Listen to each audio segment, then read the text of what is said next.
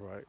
Shema Yasha Yahweh Allah Yahweh Achad Shema Yasha Yahweh Allah Yahweh Achad Shema Yasha Yahweh Allah Yahweh Achad Brakata Yahweh Brakata Yahweh Brakata Yahweh Brakata Yahweh Brakata Yahweh, Brakata Yahweh, Bahasur Chakodash. I want to give double honors to our elder apostles and elder bishops of Great Millstone who rule well.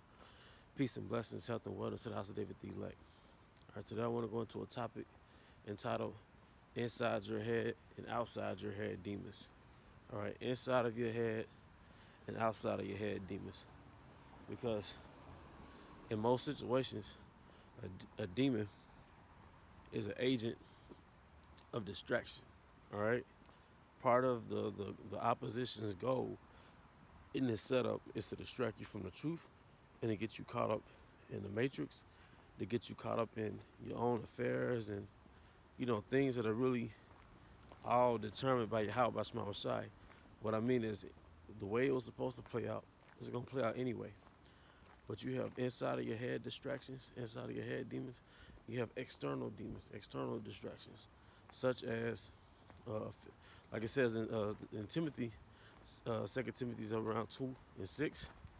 No soldier entangling himself with the affairs of his life. Okay, but not all brothers have the same temptation, but we have common temptations. So I mean, you might have a weakness that's different from another brother's weakness, but we all have a weakness. Right? We all have a thorn in the flesh, and we all have a lot of us. I just speak like say it like this: we all have a demon within us. Your flesh is like a demon in itself. As it says in Romans the 7th chapter, I know that within me, that is in myself, dwelleth no good thing. So yourself, your flesh, is in opposition to Yahweh Bashma Shai. And that's a fact. Your own thoughts, everything. So what happens in this truth, man, a lot of times you'll realize that the last place you really want to be is by yourself, man. Sometimes when you get away from people and, you might, leave the grid or leave people who give you a hard time in the spirit, whatever it may be, you'll find out that your biggest enemy, like Elder Apostle Gabar always says, is yourself. Because your mind is a theater. Your mind is a theater that plays all type of distractions inside of your head. All right? And you'll be occupied in things you can't change. You'll be daydreaming about vanity. You might see yourself driving a Ferrari, or you might be meditating on how somebody did you wrong 20 years ago. All right? You might be reenacting scenarios of you being carnal and beating the shit out of somebody. Just random vanity, man. But for the most part, the things that you meditate on by default that's conjured up by your flesh is negative, man. Females, there's nothing wrong with females, but just, all type of things, man. Your flesh have you meditating on women who, they have no purpose in your life. All right, you have you idolizing some average chick. All right, your mind itself, when it's not focused on the scriptures, it's a demon, man. It can be a demon. All right, but ultimately it's a distraction, man. And sometimes you might not be somebody that's, quote unquote, out there. You might not be outgoing, and you might not be a brother that has a problem when he goes out, or he's not. You might not be a brother that goes out, but that doesn't mean you're in a safe zone, because you battling something, and you might be dealing with something that other brothers cannot see, and that's the war inside of your head. All right, that's the war inside of your mind. You know, and if you're more occupied in your thoughts and the movies that play over in your mind, all right, you're more occupied in that than in the scriptures, then that in itself is a distraction. All right, it's a quiet war, man. All right, you have to remember, all things that we do and all the things that we say, it start off in our head. Think about how many murders that are committed, all right, throughout the world, throughout Earth. It all starts in them seeping in hate. You meditating, you know, you meditating on hate towards someone.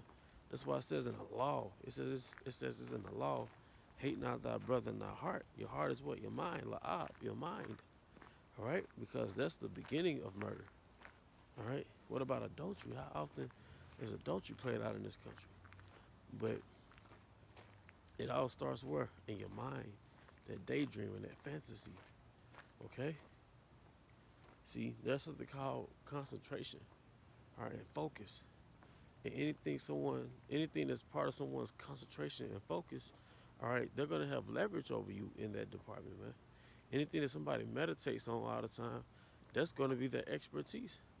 You got Jakes that meditate on how to rob from you, how to steal from you, how to watch your schedule and watch your girl's schedule, and Jake just sitting there meditate how to start a conversation with a woman with the intent to have sex with her, man.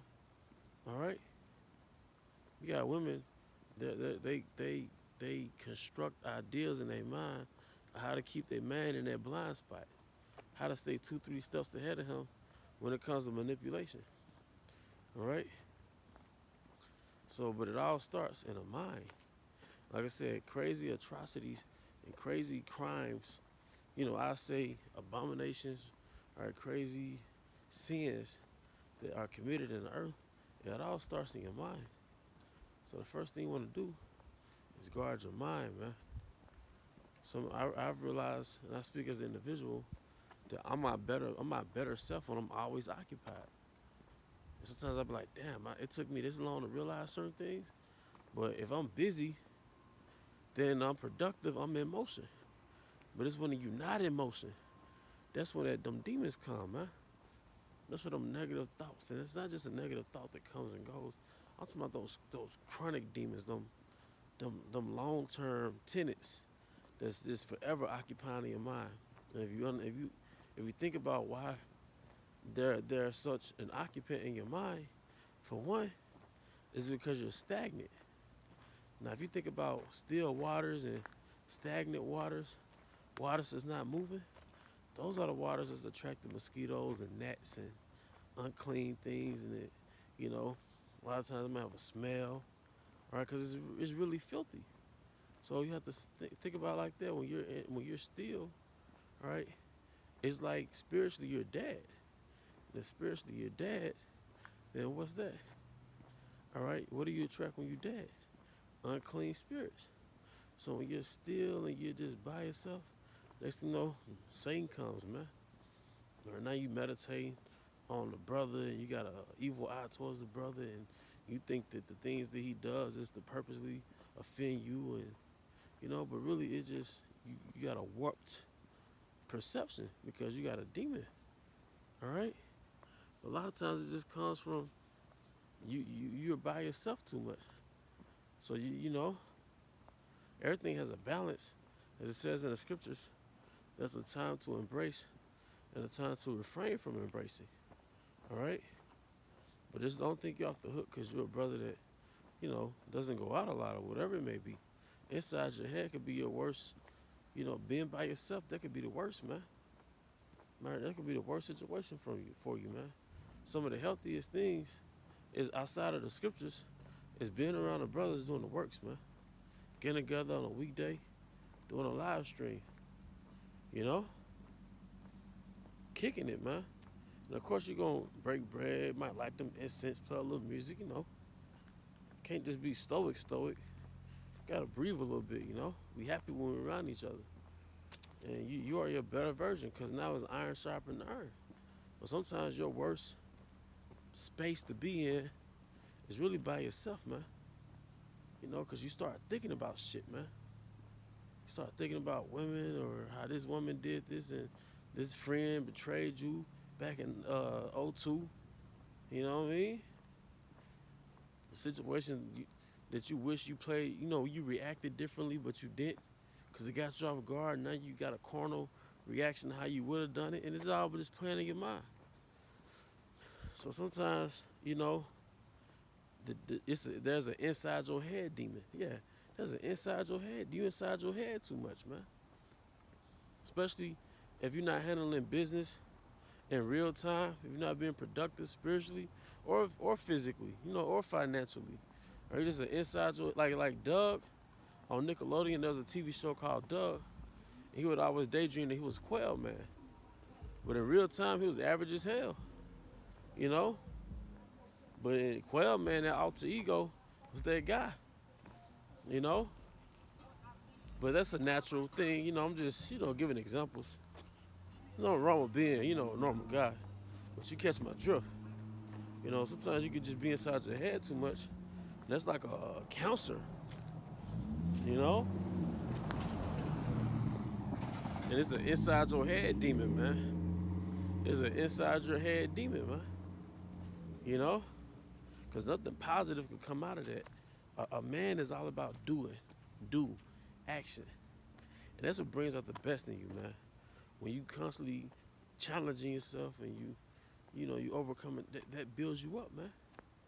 Because you can be inside your head so much. But then when it actually comes down to real things, it's intimidating, man. All right?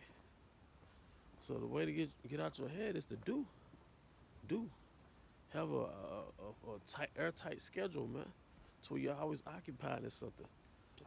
And when you have downtime, have quality downtime where you actually might sit down and you may or may not drink and you listen to your music or watch your TV show or, your movie or whatever it may be on Netflix. Like that instant, have that quality downtime where you with your rib. Or you can just be inside your head, planning out scenarios and focusing on things that you can't bring back, that you can't change. Or living with regret or whatever it may be. But being inside your head can damn so be a demon, man. All right, when you just live inside your head, it's all about do, man. But with that, I hope you brothers and sisters were edified. Till the next time, shalom.